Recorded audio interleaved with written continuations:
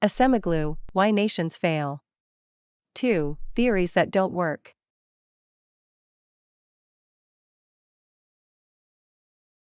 The book really focuses on explaining world inequality and the broad patterns we see within it. It highlights that England was the first country to experience sustained economic growth starting in the second half of the 18th century with the Industrial Revolution. This growth then spread to most of Western Europe and the United States, and also rapidly to Britain's settler colonies like Canada, Australia, and New Zealand. That's right. And if you look at the top 30 richest countries today, they would include those settler colonies, plus Japan, Singapore, and South Korea, as well as other East Asian nations like Taiwan, which have seen recent rapid growth. But the bottom of the world income distribution paints an equally stark picture.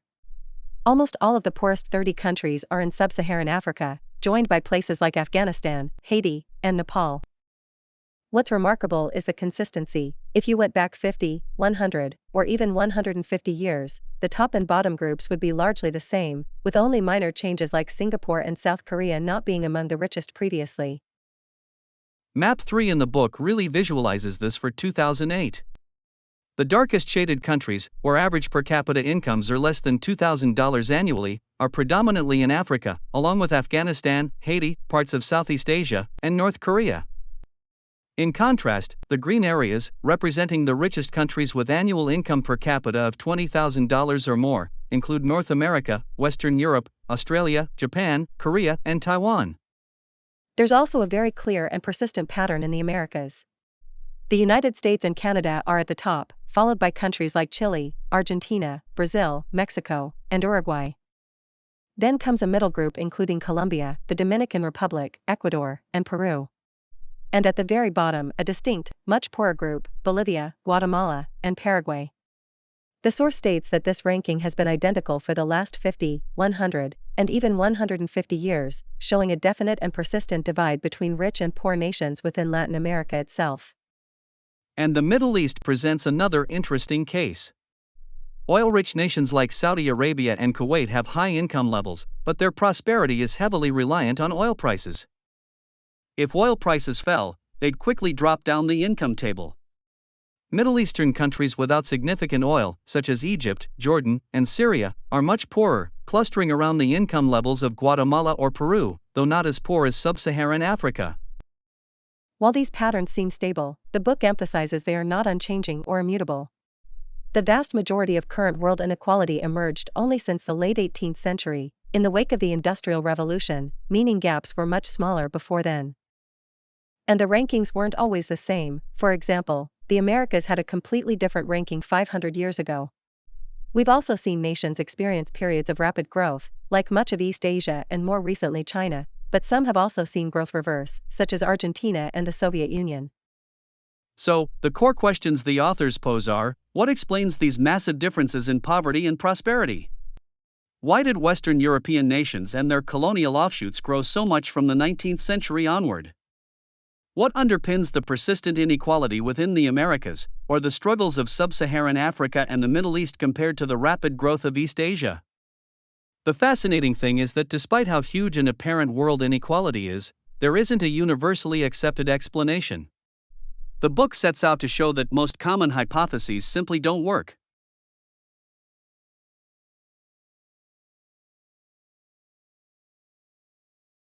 One of the most common theories the book discusses is the geography hypothesis. This claims that the major divide between rich and poor countries is due to geographical differences, noting that many poor countries are located between the tropics of Cancer and Capricorn, while rich nations tend to be in temperate latitudes. Yes, that concentration does give it a superficial appeal. Montesquieu, as early as the late 18th century, offered an explanation, arguing that people in tropical climates were inherently lazy and lacked inquisitiveness, leading to poverty. He even speculated that this led to despotic rule. The modern version, championed by economists like Jeffrey Sachs, updates this by focusing not on inherent laziness, but on two main arguments. Tropical diseases, especially malaria, negatively impact health and labor productivity, and tropical soils are not conducive to productive agriculture. The conclusion remains that temperate climates have an advantage. But the book quickly dismantles this. It points to Nogales as a key example, two halves, Nogales, Arizona, and Nogales, Sonora, separated only by the US-Mexico border, yet with vastly different prosperity, despite having the same climate, geography, and disease environment. This also applies to North and South Korea, or East and West Germany before the Berlin Wall fell. Geography simply cannot explain these sharp, local differences. History further undermines the geography hypothesis. It's not true that the tropics have always been poorer. At the time of Columbus's arrival in the Americas, the areas now including Mexico, Central America, Peru, and Bolivia, which are south of the Tropic of Cancer and north of Capricorn, were home to the great Aztec and Inca civilizations. These empires were politically centralized, complex, had roads, famine relief, money, Aztecs, and writing, Aztecs, or sophisticated record-keeping, Incas with quipus. In stark contrast, the temperate zones of North America, USA, Canada, and South America, Argentina, Chile, were mostly inhabited by Stone Age civilizations lacking these technologies. The tropics in the Americas were much richer than the temperate zones, demonstrating a stark reversal of fortune relative to what existed before Europeans arrived. Exactly. This reversal had nothing to do with geography and everything to do with how these areas were colonized.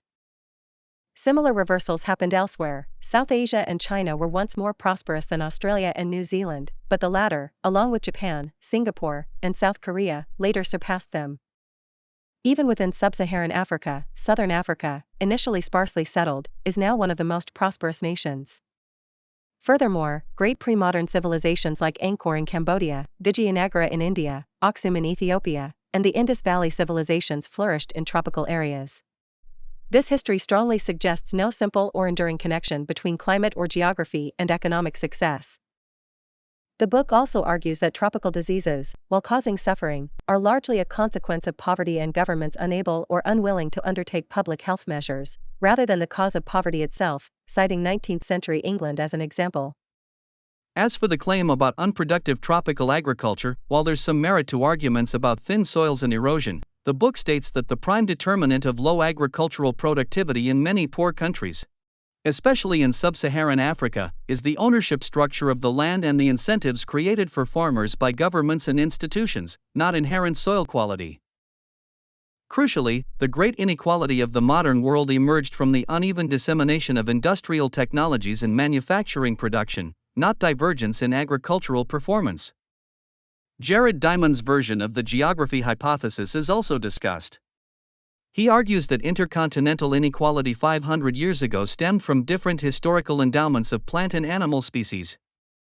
For example, the Fertile Crescent had many domesticable species, leading to earlier adoption of farming, increased population density, specialization of labor, trade, urbanization, and rapid technological innovation compared to places like the Americas. Diamond's theory would imply that once exposed to Spanish species and technologies, the Incas should have quickly caught up. But the opposite happened. Peru became much poorer than Spain, with an average Spaniard 6 times richer today. This growing gap is tied to the uneven dissemination of modern industrial technologies, which Diamond's thesis doesn't address. Spain adopted industrial technologies like steam power and railroads, while Peru did not, or did so very slowly. Diamond also discusses the east-west orientation of Eurasia enabling the spread of crops, animals, and innovations, versus the north-south orientation of the Americas hindering such spread. But the book counters that this cannot explain today's world inequality. For Africa, the Sahara Desert was a barrier, but the Portuguese and other Europeans sailed around the coast, eliminating knowledge gaps at a time when income disparities were small. Since then, Africa hasn't caught up. Instead, the income gap with Europe has widened significantly. Maps in the book showing the wide distribution of ancestral species like pigs, cows, rice, wheat, and barley across Eurasia further suggest that the incidence of these species cannot explain inequality within Eurasia. So, in summary, the geography hypothesis is presented as largely unhelpful and incorrect. It can't explain persistent patterns like the Americas' income hierarchy or the differences between Europe and the Middle East.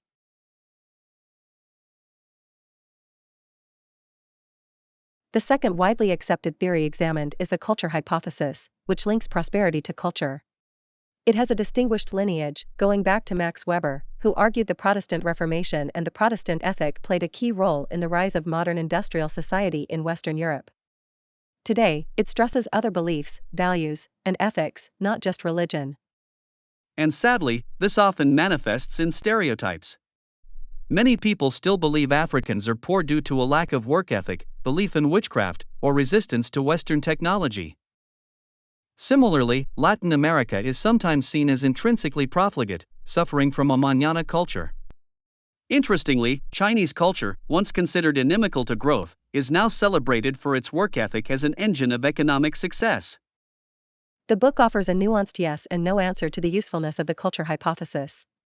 Yes, social norms, which are related to culture, do matter and can support institutional differences. But mostly no, because aspects often emphasized, like religion, national ethics, or African/Latin values, are not important for understanding the origins and persistence of global inequality. Other cultural aspects, like trust, are important, but these are typically outcomes of institutions, not independent causes.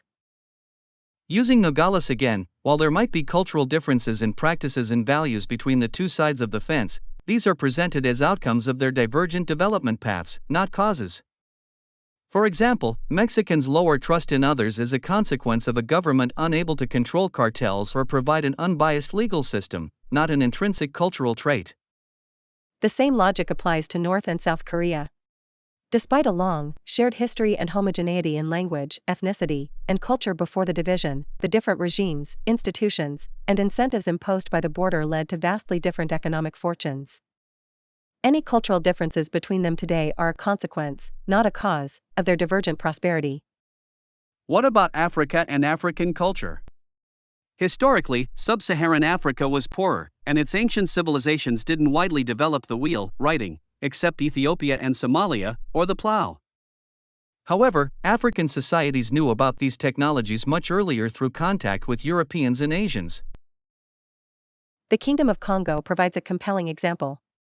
When the Portuguese arrived in 1483, the Congolese were introduced to the wheel and plow, and the Portuguese even tried to encourage their adoption.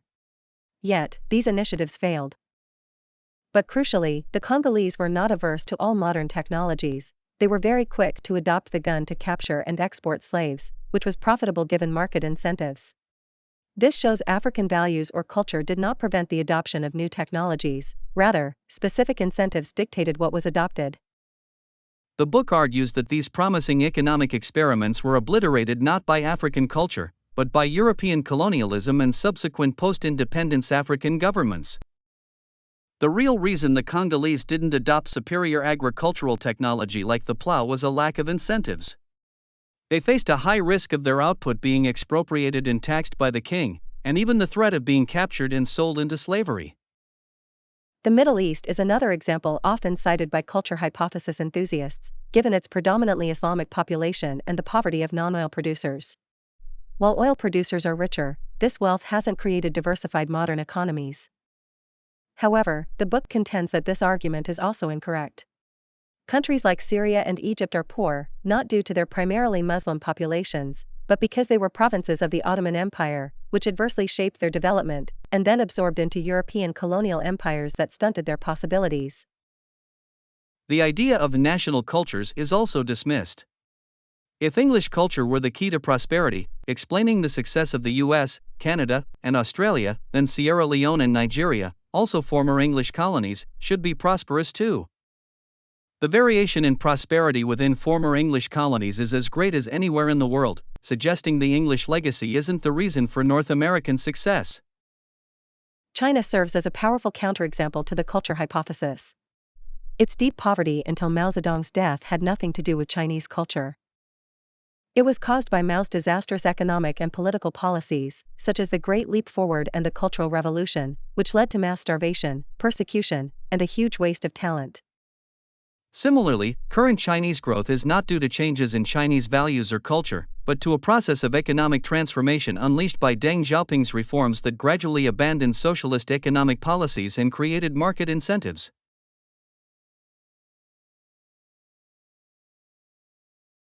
The third popular theory is the ignorance hypothesis, which posits that world inequality exists because we, or our rulers, simply don't know how to make poor countries rich.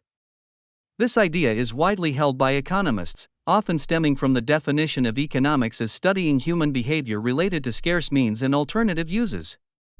The implication is that economics should focus on the optimal use of resources. The theory suggests that poor countries are poor because they suffer from many market failures that economists and policymakers haven't known how to fix, or have given wrong advice. Conversely, rich countries are rich because they've found better policies and successfully eliminated these failures. But the book questions if this can truly explain world inequality, asking if African leaders are poorer due to mistaken views while Western European leaders are better informed. It concludes that ignorance can, at best, explain only a small part of world inequality. Ghana's sustained economic decline after independence is presented as an example that on the face of it seems like ignorance. Kwame Nkrumah's policies focused on developing inefficient state industries, such as a footwear factory whose viability was undermined by poor siting due to absurd transportation routes, or a mango canning plant situated where no mangoes grew and planned to produce more than the world demand. Ghana's disappointing performance, and countless other cases of apparent economic mismanagement, cannot simply be blamed on ignorance. If it were just ignorance, well-meaning leaders would learn and gravitate toward effective policies. The experience of Ghana's Prime Minister Kofi Bija in 1971 further illustrates how misleading the ignorance hypothesis is. Bija, despite leading a democratic government and having opposed Nkrumah, pursued unsustainable economic policies like price controls and an overvalued exchange rate. These choices were not because he was ignorant or thought they were good economics, but because they were good politics, allowing him to transfer resources to politically powerful urban groups who needed to be kept content, providing cheap food and revenue for government spending. When nations do break out of poverty and achieve economic growth, it's not because their leaders suddenly become better informed or less self-interested, or receive superior advice. China's shift from policies that caused mass starvation to those encouraging growth, for example, wasn't because the Communist Party finally understood economic incentives. Instead, it was because Deng Xiaoping and his allies, with different interests and political objectives, defeated powerful opponents and orchestrated a political revolution. Their economic reforms, which created market incentives, followed from this political change. It was politics that determined the switch, not better economic understanding.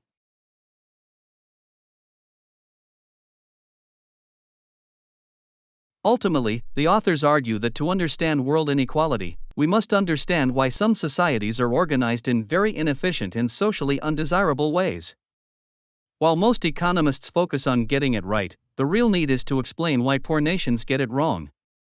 And crucially, getting it wrong is mostly not about ignorance or culture. Instead, poor countries are poor because those in power make choices that create poverty. They get it wrong not by mistake or ignorance but on purpose. This requires going beyond traditional economics and expert advice. We need to study how decisions are actually made, who gets to make them, and why those people decide to do what they do, which is the study of politics and political processes. Traditionally, economics has ignored politics, but understanding politics is crucial for explaining world inequality. The chapter concludes that achieving prosperity depends on solving basic political problems, and economics, by assuming political problems are solved, has failed to provide a convincing explanation for world inequality. It needs to combine economic understanding of incentives with political analysis.